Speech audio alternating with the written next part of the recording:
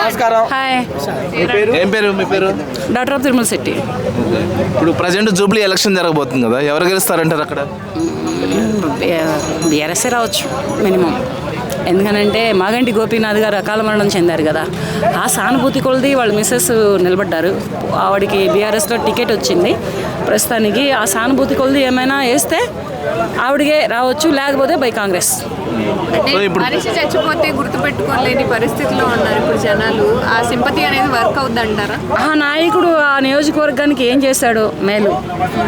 అప్పుడు అతను ఉన్నంతకాలం 9 ఏళ్ళు ఉన్నారు కదా, ఈ 9 ఏళ్లలో ఈ 10 సంవత్సరాలలో అతను ఆ నియోజకవర్గానికి ఎక్కడ మేలు చేస్తే అక్కడ అతను వస్తారు. లేదనుకో ఇక ప్రస్తుతానికి వస్తే కాంగ్రెస్ రావచ్చు. కాంగ్రెస్ నుంచి నవీన్ కుమార్ యాదవ్ గారు ఇప్పుడు టికెట్ అనేది కన్ఫర్మ్ అయిపోయింది.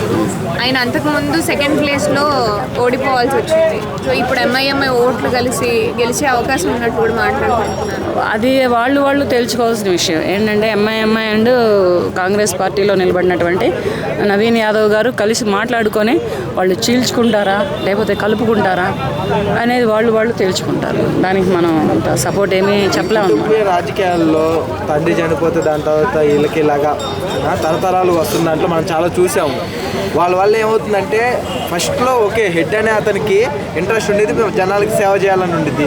మరి ఇంట్లో వాళ్ళకి కూడా అలా ఉండదు కదా, గెలవడం కట్టిన అసలు ఆమె గెలిచింది. అసలు టికెట్ ఇవ్వడమే కరెక్ట్ కాదు కదా మరి ఆ లెక్కలో వస్తే. ఇప్పుడు ఆ లెక్కలో ఆ అభ్యర్థికి కాకుండా వేరే వాళ్ళకి ఎవరికైనా ఇవ్వచ్చు కదా. అదే పార్టీలో అదే బీఆర్ఎస్ పార్టీలో వేరే అభ్యర్థులకి ఎవరికైనా ఇవ్వచ్చు కదా. మరి భర్త చచ్చిపోతే అదే టికెట్ పోల్ పట్టుకొని మరి భార్య రావడం అనేది ఎంతవరకు కరెక్ట్? ఇంతకు ముందులో అలాగా గవర్నమెంట్ ఎంప్లాయీస్కి ఉండేది, తండ్రి చచ్చిపోతే కొడుక్కి, తల్లి చచ్చిపోతే కొడుకు అనేది వచ్చింది.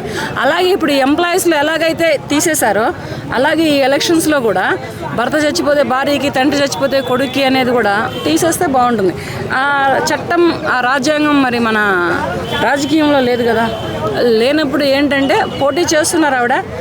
మన రేవంత్ రెడ్డి గారు బతుకమ్మ పండగకి మరి ఎవరికి మహిళలకి చీరలు ఇవ్వలేదు, ప్రస్తుతానికి ఆపేసారు చాలామంది వరకు. అదేంటంటే డ్వాక్రా మహిళలకే చీరలను పెట్టారు, ఒక్కొక్కరికి 2 చీరలను పెట్టారు. అవి ఎంతవరకు డ్వాక్రా మహిళలకి వెళ్ళాయనే తెలియదు. ఆవిడ ఉంటున్నంతవరకు నియోజకవర్గంలో ఆవిడ ప్రతి మహిళకి చీర పంచింది. ప్రతి మహిళకి తన సొంత డబ్బు ఖర్చు పెట్టుకొని, తన ఇంటి ఆడపడుచులుగా భావించుకొని, తన భర్తకి ఉన్నటువంటి సహోదరులుగా భావించుకొని, ప్రతి ఆడపడుచుకి లేదు అనకుండా, ఆ చేతికి ఎముక లేకుండా ప్రతి మహిళకి చీర పంచింది. తను ఉన్నటువంటి జూబ్లీ హిల్స్ నియోజకవర్గం అండ్ యూసుఫ్ కూడా చెక్ పోస్ట్ ఈ ఏరియాల వరకు. అలాగే మరి ఆవిడ అంత పంచింది కనుక మహిళలందరూ కలిపి ఆ చీర కట్టుకొని మరి ఓటు వేసి ఆమెను గెలిపిస్తారా, లేకపోతే కాంగ్రెస్లో నిలబడినటువంటి నవీన్ యాదవ్ గారిని గెలిపిస్తారా అనేది ఎలక్షన్ ఆఫ్టర్ తెలుస్తుంది అన్నమాట. అంటే ఇప్పటి వరకు బీజేపీ పార్టీ నుంచి ఎవరు ఏంటి అనేది కూడా ఇంకా కన్ఫర్మ్ చేయలేదు. బీఆర్ఎస్ బీజేపీ ఏమైనా కుమ్మక్కయ్యి కలిసిపోయి పోటీ చేసే అవకాశం ఉండట్లేదు. అది జరగని పని. ఆ విషయం జరిగే పని అయితే బీఆర్ఎస్ పార్టీ ఎప్పుడో కాంగ్రెస్లో విలీనం అవ్వాల్సింది.